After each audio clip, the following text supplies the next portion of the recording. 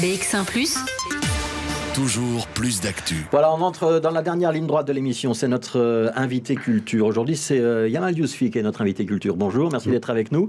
On vous reçoit pour une pièce dont ce sera la première ce soir à l'Espace Mag. Il y aura 8 représentations entre ce soir et le 18 septembre. Ça s'appelle « Mon fils, ce démon ». D'abord, état d'esprit de l'auteur, metteur en scène, puisque vous êtes les deux sur ce projet. À quelques heures de la première, on est un petit peu inquiet ou on se dit bah non c'est bon, là maintenant on est prêt?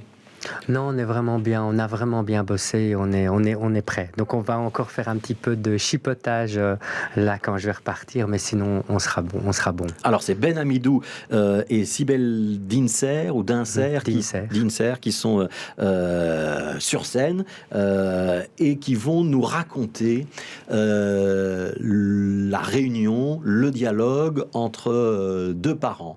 Il y a la mère qui est restée au Maroc et il y a le père qui a émigré en Europe et qui a fini par atterrir à Bruxelles en Belgique. Et ce qui les réunit, c'est pas une bonne nouvelle. Non. C'est le décès de leur fils et c'est pas un décès anodin puisqu'il est décédé dans un attentat suicide et qu'il est l'auteur de cet attentat suicide. Comment est-ce que vous décidez un jour d'écrire cette pièce ? Plusieurs raisons, mais une des premières raisons qui pour moi est une des plus importantes, c'est vraiment cette stigmatisation qui parfois on fait sur une communauté. C'est vrai que beaucoup d'enfants de notre communauté sont morts dans le cadre d'attentats suicides. Et en fait, on a parfois tendance à stigmatiser nos parents. En fait, on a l'impression que nos parents cautionnent ce qui se passe, que notre communauté cautionne. Qu'ils ont une part de responsabilité. En fait, qu'ils ont une part de responsabilité. La part de responsabilité, ils se sentent responsables. Ils cherchent parfois partout où est leur part de responsabilité, qu'est-ce qu'ils ont fait de mal. Mais c'est surtout cette question de ce regard qui parfois on met sur les gens. Après, j'ai aussi beaucoup des personnes autour de moi en fait qui ont vécu vraiment des choses très dures.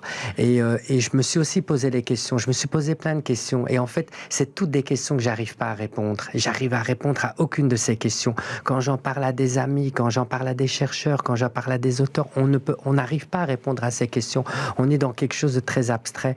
Et je me suis dit, j'aimerais bien écrire cette pièce et c'est une pièce de questions. Ouais. Alors les questions que les parents se posent, parce que c'est eux qu'on entend, c'est à eux que vous donnez la parole, c'est comment ça se fait que mon fils en soit arrivé là? Ça c'est le premier niveau de question. La deuxième question c'est comment ça se fait que j'ai rien vu? Et ça tourne un petit peu à un côté obsédant, c'est-à-dire qu'il y a des moments dans votre écriture, on part vers autre chose, et puis finalement on revient régulièrement à cette question, mais concrètement, qu'est-ce qui s'est passé? Qui lui a mis cette idée-là dans la tête? Et qu'est-ce qui fait que j'ai pas vu qu'à un moment il dérapait? C'est ça un petit peu C'est ça, c'est la claque qui revient à chaque fois. En fait, à chaque fois, ils essayent de repartir dans leur vie, et puis d'un coup, cette claque revient de ces gestes habituels qu'on a l'habitude de faire avec notre fils, et puis d'un coup, on se rend compte que ces gestes, peut-être que pour lui, n'étaient pas habituels, mais pourquoi on l'a pas remarqué? Alors, on va regarder un petit extrait. C'est un extrait des répétitions. Mais ça indique quand même assez bien ce que vous allez pouvoir voir ce soir ou dans les prochains jours à l'Espace Mag. Extrait de Mon fils, ce démon. Je suis une maman de 47 ans. J'ai un garçon. Non. J'ai eu un garçon. Il est mort. Non. Il s'est tué en emportant des vies avec lui.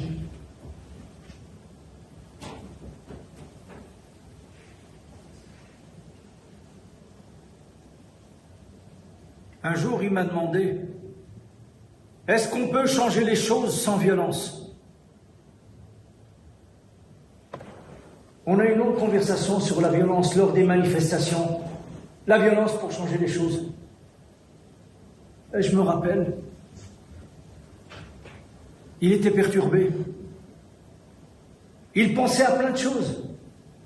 Il n'était pas enragé, il avait juste l'air perdu. Mais je n'aurais jamais cru qu'il commettrait cet acte. Alors, deux choses qu'on va retenir dans cet extrait, Yamal Yousfi. La première, c'est cette phrase terrible de la mère. J'ai un fils. Ah non, j'avais un fils. Il y a le rejet de l'enfant ou ça reste son enfant lorsqu'on est confronté à Bon, là, on est sur un attentat-suicide, mais ça peut être le départ vers le djihad, ça peut être l'entrée dans le banditisme. Voilà, quand on est déçu de son enfant, on garde des liens avec son enfant, ou il y a des cas où ça n'est plus possible. Mais en fait, il y a Parce que ça, c'est une des questions que vous posez aussi. Hein. Qu'est-ce que c'est que la parentalité? En fait, c'est comme vous dites tout à l'heure, ça tourne. C'est qu'il y a les deux. C'est qu'à un moment, elle va rejeter l'enfant. C'est plus mon enfant. Et à un moment, elle va essayer de le comprendre. Tout dépend à quel moment elle voit l'enfant. Est-ce qu'elle voit le passé? Est-ce qu'elle voit le présent? Est-ce qu'elle voit qu'est-ce qui s'est passé aujourd'hui?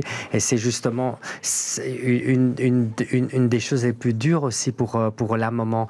Parce que c'est vrai que, en l'occurrence, là, dans cette histoire, puisque l'enfant a grandi principalement avec la maman, a vécu toute sa vie au Maroc. Et c'est vrai qu'à un moment, dans le choix, j'ai choisi en fait d'avoir une famille assez aisée. C'est vrai que c'est pas une famille populaire, c'est une famille qui sort un petit peu du lot. Un père qui est professeur à l'UNIF, une mère qui est d'une famille d'une classe assez riche marocaine. Et ça, pour moi, c'était important parce que c'est un moment pour sortir du stigmatisme. Ouais. Et le jeune en question, il va lui-même faire des études. C'est d'ailleurs pour faire ses études qu'il vient en Europe, qu'il va retrouver son père et faire des études à l'ULB. Donc, on n'est effectivement pas dans des gens qui sont confrontés à la misère ou aux difficultés d'existence. Deuxième enseignement. Vous savez que, par exemple, une des personnes qui a commis les attentats en fait, de l'aéroport faisait des études de philosophie. Et donc, c'est le cas en fait, de ce C'était justement le deuxième enseignement sur lequel je voulais venir. Hein, donc, le personnage du père qui est incarné par Ben Amidou, qui est donc quelque part un intellectuel, et le fils est en train de devenir un intellectuel. Et Ben Amidou, dans l'extrait qu'on vient de voir, dit j'ai des échanges intellectuels avec mon fils. Et on a discuté de la violence. Qu'est-ce qui fait qu'à un moment, un jeune peut avoir une vision, parce qu'en plus le père dit mais il sait très bien ce que c'est que l'islam, il sait très bien que l'islam ce n'est pas la violence. Comment ça se fait que le fils bascule? Vous avez la réponse à cette question ou pas? Et est-ce que les parents peuvent avoir la réponse? En fait, on peut imaginer plein de choses, mais on n'aura jamais la réponse. On peut imaginer... C'est ça votre pièce, finalement. C'est ça. C'est qu'on doit vivre avec l'absence de réponse. On doit vivre avec l'absence de réponse. On ne peut pas réveiller un mort. On ne peut pas réveiller un mort et lui dire qu'est-ce que tu as fait. Sauf si le mort a laissé un enregistrement qui explique pourquoi. Mais là, la question, c'est qu'on ne sait pas. On ne sait pas. Est-ce qu'il a été endoctriné? Est-ce qu'il était amoureux? Est-ce qu'il avait un rejet par rapport à la société? Est-ce qu'il avait un problème d'identité? Est-ce qu'il a vécu des actes racistes? Est-ce que simplement, il s'est dit qu'il y a trop de gens qui font en tuer? On ne sait pas, en fait. On peut imaginer beaucoup de choses, mais on ne pourra jamais dire ce qui s'est passé dans sa tête, qui y avait autour de lui.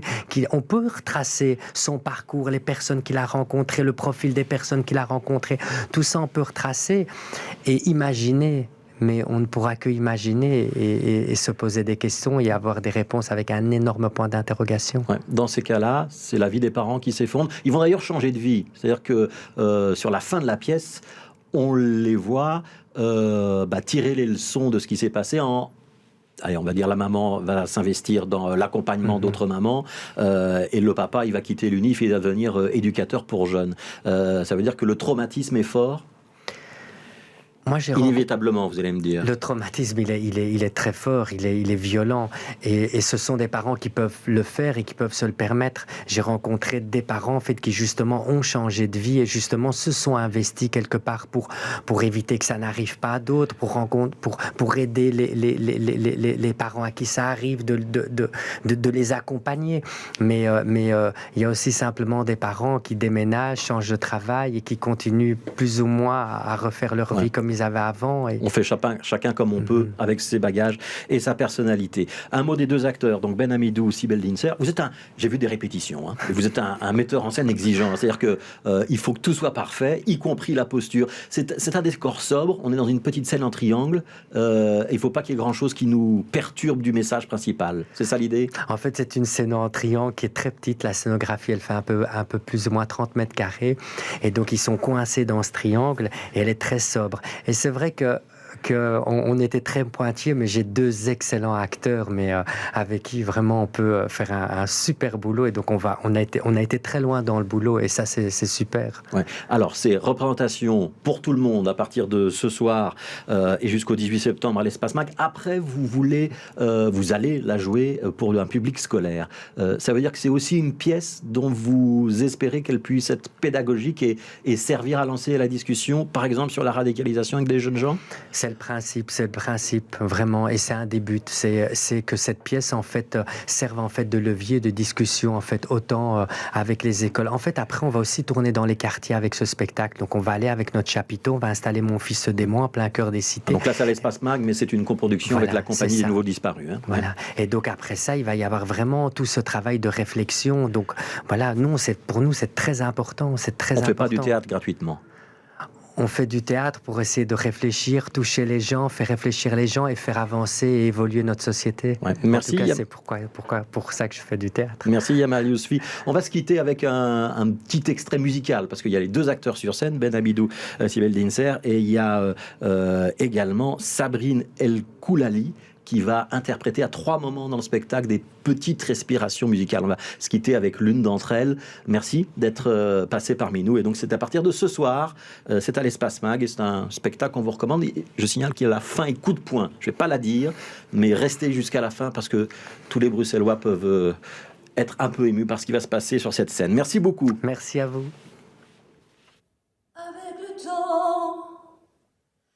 Avec le temps tout s'en va, on oublie le visage et l'on oublie la voix. Le cœur, quand ça va plus, c'est pas la peine d'aller chercher plus loin.